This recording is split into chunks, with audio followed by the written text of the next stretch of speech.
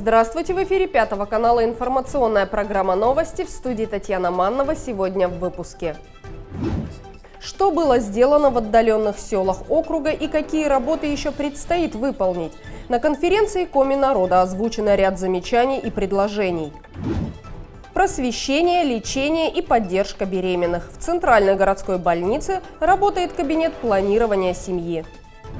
Интинцы поздравили друзей с юбилеем города. Артисты выступили в Воркуте с праздничным концертом.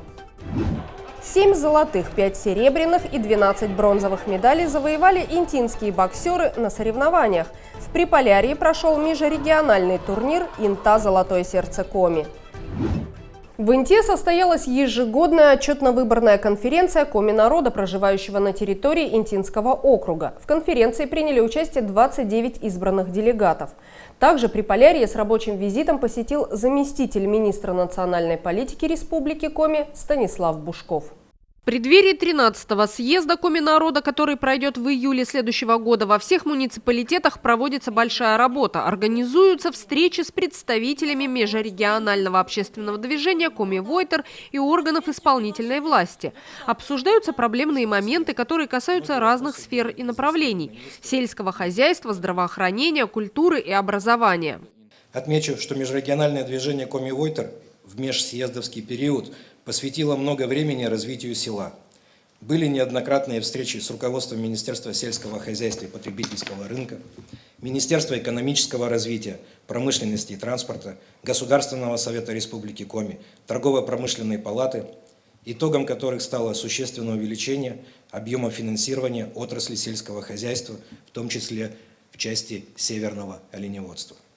С 2024 года в Республике Коми будет работать отдельная государственная программа «Комплексное развитие сельских территорий». На конференции заместитель министра национальной политики Республики Коми Станислав Бушков напомнил делегатам о том, что действие регионального закона об оленеводстве распространяется как на малочисленные народы, так и на коми, занимающихся оленеводством. Жителям Севера оказывается серьезная государственная поддержка.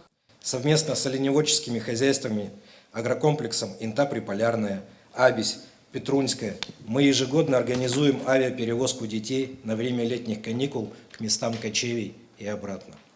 Причем необходимые объемы финансирования на сегодняшний день обеспечиваются нами в полном объеме. По Инте в 2023 году они составили более 7,5 миллионов рублей.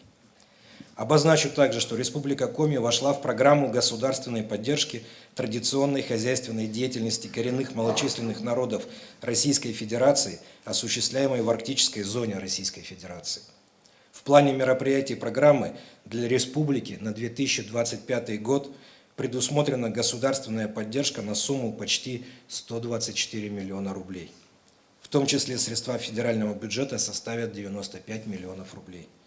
Средства планируется направить на приобретение снегоходов, вездеходов, снегоболотоходов, беспилотных летательных аппаратов, квадрокоптеров и другое оборудование. Запланированный размер государственной поддержки составит 70% от стоимости технических средств. Мне приятно отметить, что в конце октября в Инте успешно прошел республиканский этнофорум «Мы, россияне», в котором приняли участие представители 12 муниципальных образований в республике. В 2024 году здесь будет реализован проект «Ме и Ты, Я и Ты», предложенный учениками филиала Воркутинского горно-политехнического колледжа и ставший победителем проведенного в рамках этнофорума конкурса.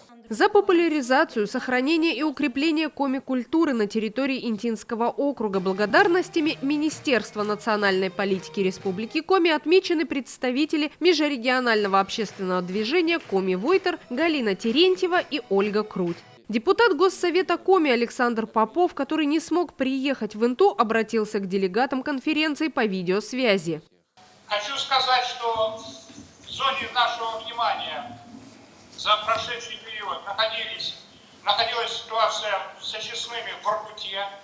Могу доложить, что с лета очистные работают в штатном режиме, и сегодня жители, которые живут на берегах рек, могут не опасаться пользоваться источником рекой Уса как источником водоснабжения. Мы последовательно решаем вопросы улучшения качества связи. И сейчас в высокой степени готовности находится решение по выделению средств для организации интернета в Эцвагоме по поручению главы Республики Коми Владимира Викторовича Ульба. На следующей неделе министр образования обещает нам провести совещание по подготовке и выработке дорожной карты по школе Петруням, по принятию решения, как и что с ней дальше делать, для того, чтобы у петрунских детей появились нормальные условия для учебы. Продолжаем работу по субсидированию сельхозпродукции, оленеводства и по дойному стаду в Инте. Не все просто, но тем не менее, пока мы эти вопросы решаем. С докладом о том, что выполнено в селах за последние 4 года, выступил глава городского округа Инта, руководитель администрации Владимир Киселев. В сельских населенных пунктах проводится планомерная работа по различным направлениям. Не остаются без внимания социальная и жилищно-коммунальная сферы. Приводятся в порядок улично-дорожные сети, тепло- и водоснабжение, ремонтируются памятники, модернизируются котельные. Основные представители народа Коми проживают в наших селах, поэтому традиционно на интинских конференциях мы рассматриваем вопросы, касающиеся жизнеобеспечения сельских жителей. А из-за труднодоступности и отдаленности проблем в селах у нас хватает. Раз уж конференция в этом году отчетно-выборная, то я расскажу, что было выполнено в селах за последние 4 года. Выслушаем предложения делегатов, и вместе мы сможем выработать пути решения проблемных вопросов, определить приоритеты для дальнейшего развития сельских территорий. Организация транспортного сообщения. Сельские населенные пункты поддерживаются на протяжении нескольких лет в стабильном состоянии. Наша задача – сохранить эту стабильность. Авиаперевозки осуществляются еженедельно по вторникам. Плановое значение выполнения авиарейсов по итогам года – 40 рейсов. Администрации города направлено ходатайство в адрес Министерства экономического развития, промышленности и транспорта Республики Коми о выделении на 2024 год 44 рейсов. Авиаперелеты проходят на протяжении последних лет за счет финансирования средств бюджета Республики Коми. Коми Авиатранс с этого года продажу билетов на авиарейсы организует через электронный портал. От сел поступали обращения по вопросу отмены электронной продажи билетов в связи с неудобствами для пожилых граждан. К сожалению, это требование современности. Нам всем придется привыкнуть в повседневной жизни получать услуги через интернет. Вместе с тем, во всех селах работают специалисты администрации, которые должны помогать пожилым гражданам в приобретении билетов в электронном виде. Ежегодно предусматриваются средства на оборудование и содержание ледовых переправ и зимней автодороги. В этом сезоне аукцион на обустройство зимника до сел Косьювом, Петрунь, Адзивовом уже состоялся. Подрядчик определен. Скажу более, работы уже начаты, и в этом году обещает подрядчик у нас новый, и работы обещают завершить раньше. В прошлый сезон за проезд вахтовкой по зимней автомобильной дороге в отдаленные населенные пункты нам удалось снизить оплату. В Петрунь и в Адзивовом оплата снижена на 606 рублей. Это было 1300 рублей, стало 694 рубля. А в Косьевом на 302 рубля. Было 649 рублей, стало 347 рублей. В своем отчете мэр Инты также затронул темы, касающиеся связи и интернета в отдаленных селах округа, уличного освещения, благоустройства и торговли, образования и культуры. С докладами о работе исполкома межрегионального общественного движения Коми-Войтер и деятельности интинского представительства выступили Галина Терентьева и Ольга Круть. О проблемах и надеждах жителей Юстедора, Абизи, Косьювома, Адзивовома и села Петрунь рассказали делегаты сел.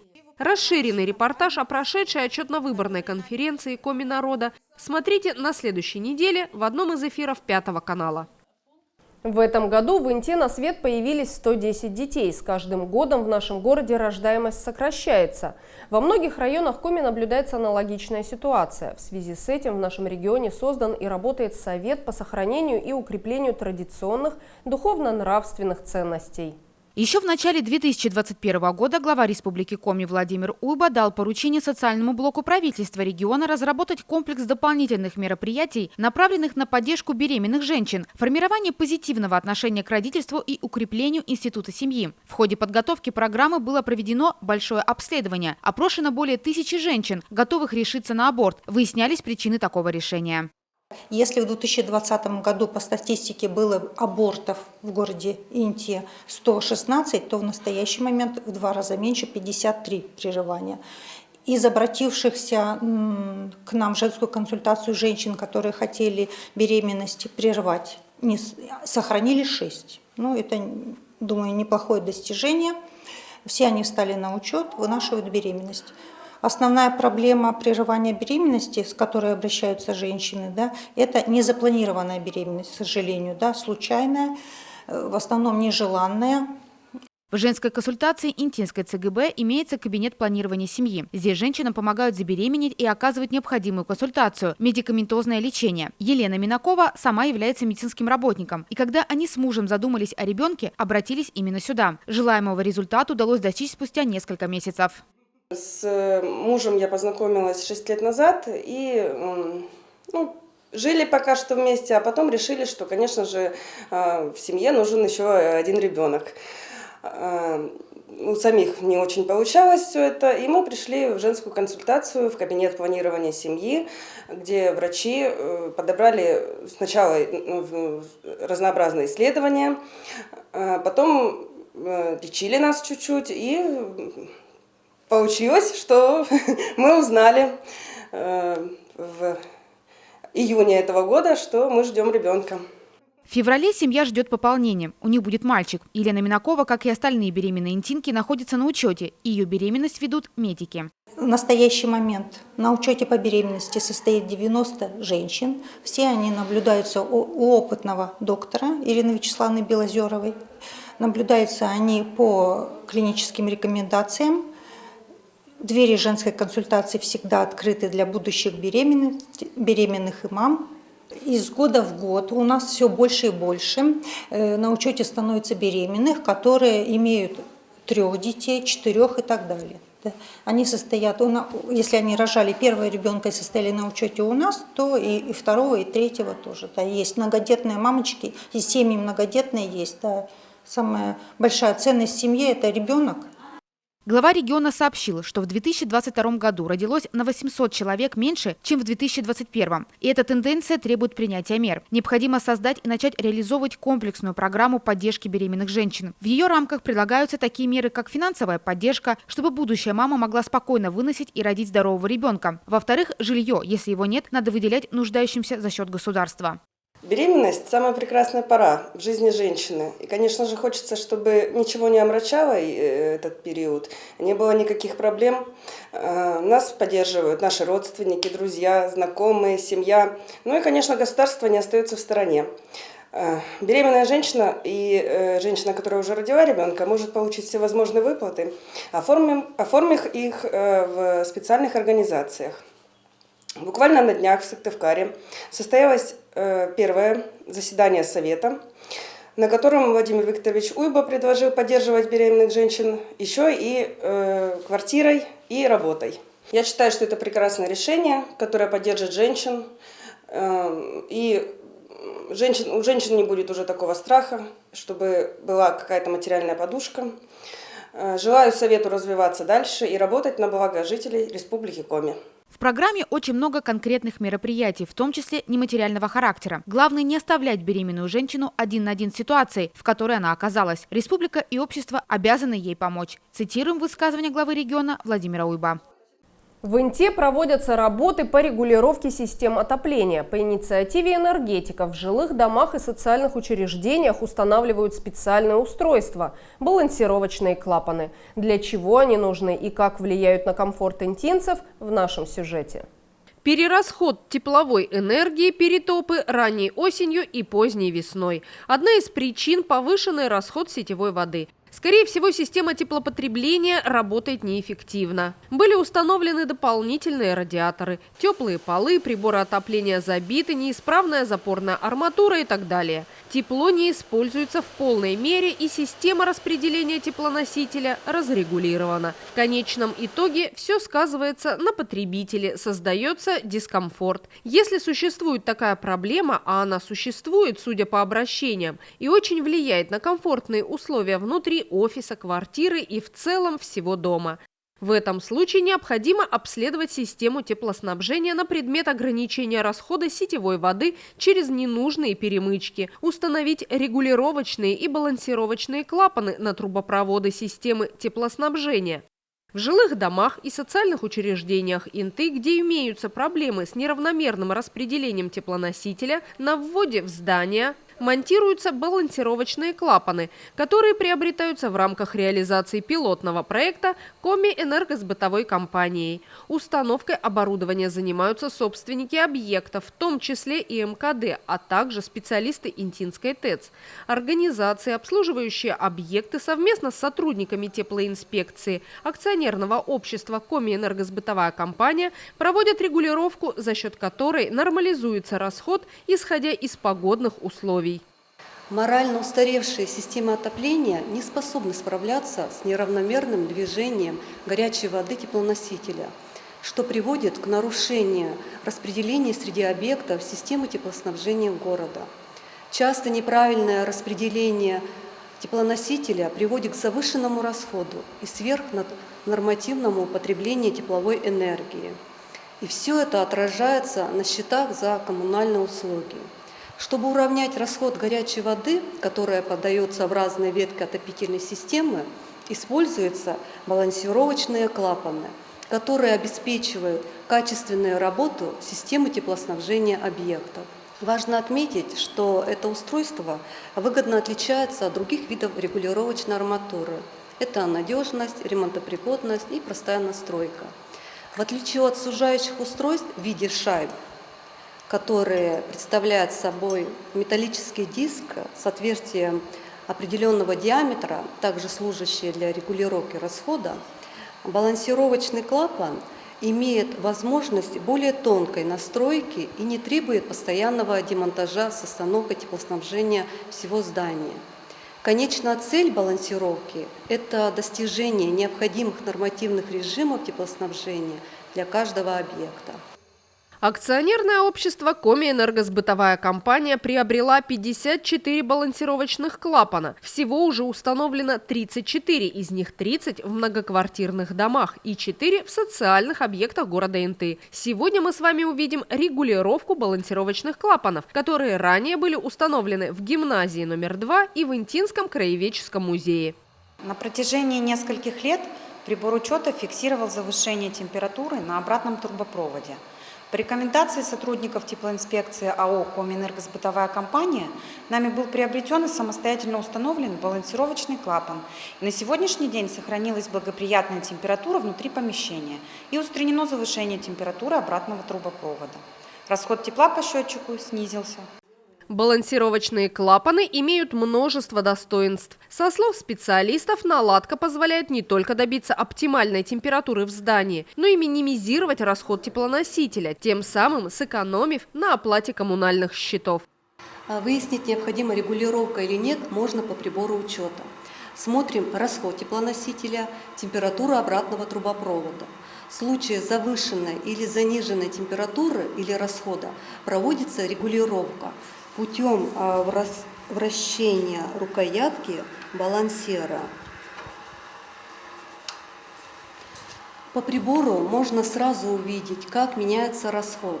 Изменение температуры мы увидим через некоторое время после полного цикла движения теплоносителя.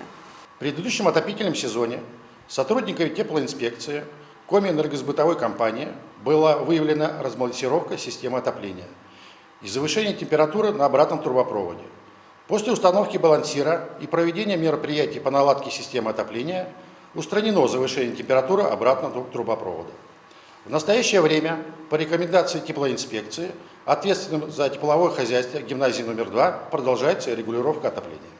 Т+ напоминает, что регулировка внутридомовых систем теплопотребления входит в обязанности управляющей компании, ТСЖ и собственников нежилых помещений. Ресурсоснабжающие организации подают тепло до границы раздела – стены здания. В централизованной системе температура теплоносителя поддерживается специалистами ТЭЦ в соответствии с утвержденным графиком и погодными условиями. Изменить ситуацию можно, только если потребители начнут бережно относиться к использованию тепловой энергии, а также будут требовательны компаниям, обслуживающим жилищный фонд, которые будут своевременно проводить профилактику и устранять нарушения. Организации вправе самостоятельно приобретать и устанавливать балансировочные клапаны или любую регулировочную арматуру в узле ввода на своих объектах. Год молодежи в Воркуте закрыли концертом интинцев. В рамках празднования Дня города в Заполярье приехали более 40 человек. Наши артисты вновь подарили соседям большой творческий праздник. Творчески дружить молодежь Инты Воркуты начала 7 лет назад. Города ежегодно обмениваются концертами. В октябре, в преддверии Дня города, Заполярье приезжает к нам. А в ноябре, накануне юбилея Воркуты, интинцы отправляются на север. В этом году десант Инты составил без малого 42 человека. Это участники творческих коллективов, ведущие, солисты и разноплановые артисты. Концерт состоял из 2 частей. Воркута закрывала год молодежи у себя, который был объявлен в Республике Коми. И наш концерт был как бы второй частью. Да? И вот в Рио Воркуты Александр Альбертович Камкин должен был только награждать, быть в торжественной части. Но он остался до конца концерта и в финале вышел вручать благодарности нашей делегации и сказал, что у меня вновь только одно выражение «Браво, Инта». Получилась такая творческая солянка. В этом году действительно, как отметил режиссер этого мероприятия Алексей Тихонов, концерт получился необычный. У нас в основном формировался на протяжении 7 лет не то чтобы однообразный состав, но имеется в виду, мы понимали, с чем мы поедем, но так как в этом году у нас кто-то участвовал в творческих конкурсах, кто-то не смог по тем или иным причинам поехать. Набрался состав такой довольно-таки необычный. И, возможно, это даже невозможно, а точно сыграло в плюс мероприятию, потому что действительно в этом году он получился очень неожиданный, необычный. И такового формата мы, наверное, не придерживались. Всегда каждый концерт пляшется от номеров. Пытались сделать так, чтобы он был действительно в меру молодежный, в меру веселый. И мне понравилось то, что действительно каждая творческая единица отдавалась по полной программе. И это чувствовалось. Бессменным ведущим всех концертов интинцев в Воркуте является режиссер Дворца культуры. Ему в партнеры подбирают разных соведущих. Диалоги они строят на необычном юморе, который свойственен Антону Каминскому. Включите мне, пожалуйста, такую композицию, чтобы я под нее эпично вышел, и все зрители сказали «Благодарю».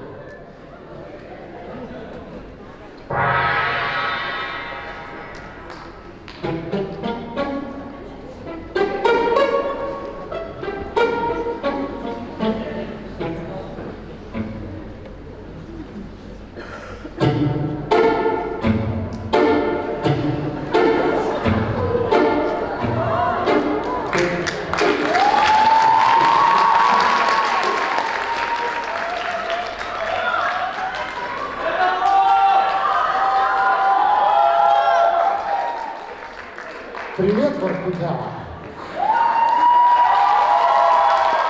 Каждый год, готовясь к такому концерту-подарку для города Воркуты, нам удается найти оригинальный подход к выбору ведущих. Если в том году это были участники проекта «Мастера церемоний», то в этом году соведущими единственного ведущего, который ведет каждый год концерт «Подарок в Воркуте», к Антону Каминскому примкнули участники молодежного проекта этого года «10-классный дуэт». Поскольку у ребят совсем маленький опыт вообще в плане творчества на сцене, каждый занимается в своем направлении, хореография, музыкальная школа, но так, поскольку один из дуэтов участвовали как номер пантомима, Александр Филиппов готовил их с этим выступлением, а 2 дуэта принимали участие как соведущие Антона Каминского. Было им непросто, но зная чувство юмора Антона, да, и как он всегда подходит к написанию сценария, ребята активно подключились, и, в общем-то, это удалось. Я ездил с новым номером, тоже в жанре пантомимы, поскольку в том году этот жанр очень интересно приветствовался. Воркутинцы прям в восторге были. Поэтому решил в этом году тоже с таким же жанром съездить. И поскольку новый проект, есть 10-классный дуэт, я как наставник взял свой дуэт и попробовал подготовить с ними тоже в таком же жанре пантомима.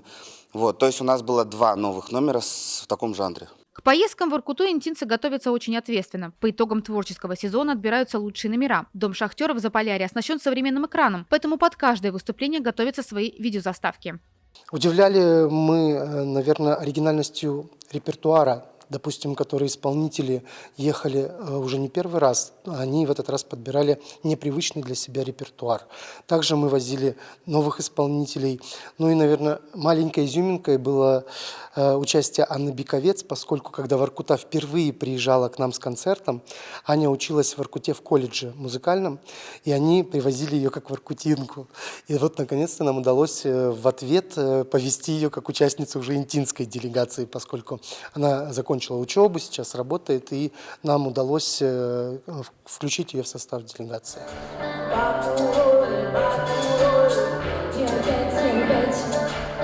Попытаюсь расставить все точки, попытаюсь понять, или даже принять заморочки.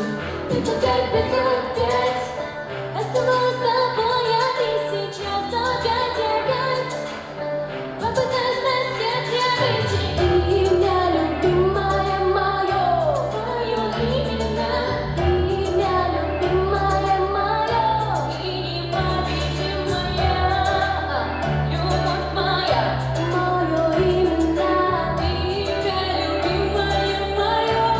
Воркута – самый северный город Республики Коми, но здесь живут гостеприимные люди с теплыми сердцами. Наших артистов всегда встречают в Заполярье с большой любовью и организовывают все на высшем уровне. Очень жарко, очень тепло и всегда очень весело. Горячий прием, особенно, конечно же, знаете, как говорят, любой путь к мужчине лежит через желудок, и Воркута тоже к нам.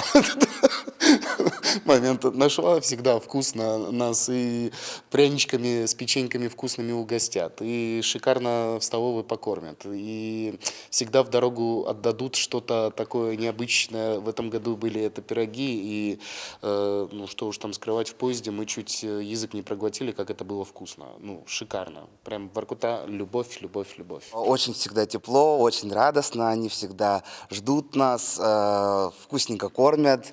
Прям, ну, с большим теплом, едешь как во второй дом, очень уютно. Среди 14 номеров, которые наша молодежь представила воркутинской публике, были совершенно новые постановки. Их не видел еще даже местный зритель. Нам удалось подготовить премьеру номера от образцового танцевального коллектива «Релакс».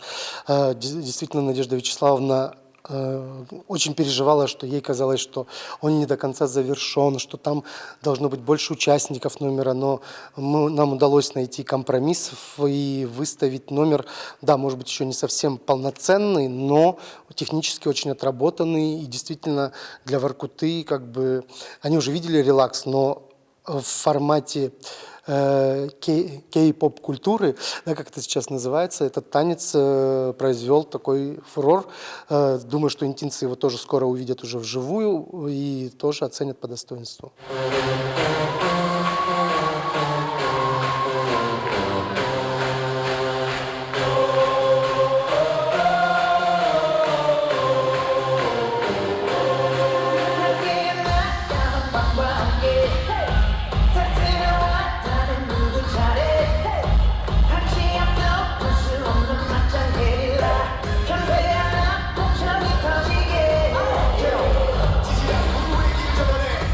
멈추지 못하게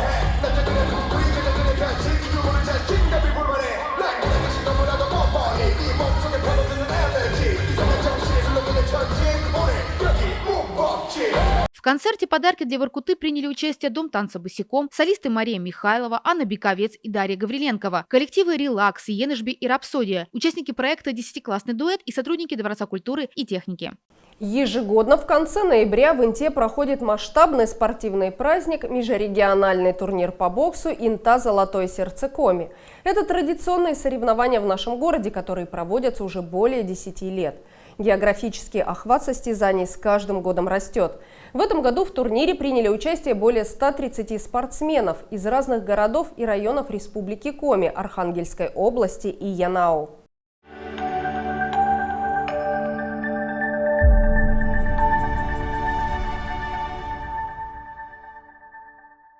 24 ноября состоялся торжественный парад открытия соревнований. Всех участников межрегионального турнира по боксу «Инта. Золотое сердце Коми» поприветствовал глава городского округа Инта, руководитель администрации Владимир Киселев. Мэр Инты вручил интинскому тренеру по боксу Тарасу Цверчаку диплом за отличные выступления его учеников на Заполярных играх в Воркуте.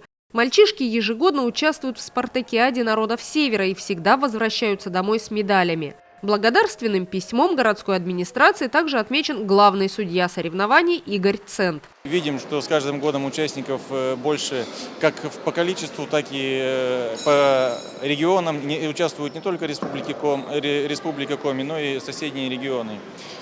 Популярность бокса, и мы развиваемся, приглашаем, всем интересно, и поэтому они сюда едут на соревнования. У нас замечательный тренер, есть достижения, поэтому мы болеем за спорт и приглашаем всех к нам.